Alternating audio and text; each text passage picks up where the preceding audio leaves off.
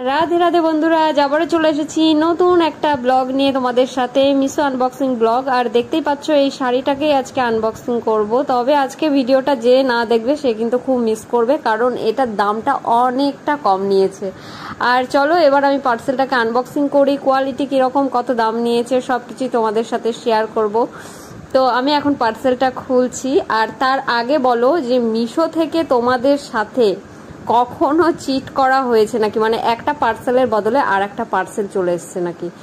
এই যে দেখতেই পাচ্ছ আমি যে শাড়িটা আনবক্সিং করছি, তখনই আমার মনে মনে সন্দেহ হচ্ছিল যে আমি যেই শাড়িটা অর্ডার দিয়েছি এটা কি সেই শাড়িটা, এত হালকা কেন লাগছে। তো তারপরে তো তোমরা দেখতেই পাচ্ছ বন্ধুরা যে শাড়িটা মানে কোনো রকম কোনো মিল নেই। আমরা মানে জিনিস অর্ডার দিলেও একটু চেঞ্জ থাকে তো ঠিক আছে, চলো সেটা নিয়ে নেওয়া যায়, কিন্তু এটা কি ভাই, আমি তো অবাক হয়ে গেছি যে এই শাড়িটার সাথে এই শাড়িটার কি মিল আছে। আর শাড়িটা এত বাজে, এত নোংরা, খোলার পরে আমার নিজেরই খুব ঘেন্না লাগছিল যে শাড়িটাতে কি সব লেগে রয়েছে। দেখো এই যে, পরে তো আমি এটাকে আর বেশি ছাড়িয়ে খুলিয়ে দেখিনি। সত্যি কথা বলছি, এত একটা নোংরা শাড়ি নিতে আমার হাতে মানে আমার নিজেরই খুব খারাপ লাগছিল।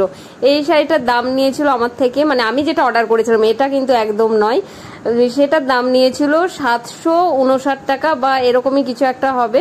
আর তার বদলে এই শাড়িটা আমাকে দিয়ে দিয়েছে। এত নোংরা জঘন্য একটা শাড়ি। তো আমার সাথে এরকম ফার্স্ট টাইম হলো। হ্যাঁ, কোনো কিছু অর্ডার দিলে সেটা হয়তো ছোট বড় বা কোয়ালিটি খারাপ, এই বিষয় নিয়ে আমার কোনো অভিজ্ঞতা ছিল না যে সত্যি এতটাও খারাপ মানে পরিস্থিতি আর হয়। তো তোমাদের কারোর সাথে এরকম হয়ে থাকলে অবশ্যই কিন্তু কমেন্ট করে জানিও। এই ধরনের কাজ করাটা কি একদম উচিত, তোমরাই বলো। আমার তো এত রাগ ধরছিল, মানে কি বলবো আমি কিচ্ছু বুঝতে পারছি না। আর এতটা খারাপ লাগছিল, মেন কথা যে এত টাকা দিয়ে আমি যে শাড়িটা নিলাম সেটা একটু পছন্দ মতো হলেও হয়তো আমি রিটার্ন করতাম না, কিন্তু ওরা তো আবার অনেক সময় ফোনে চেক করে নেয়।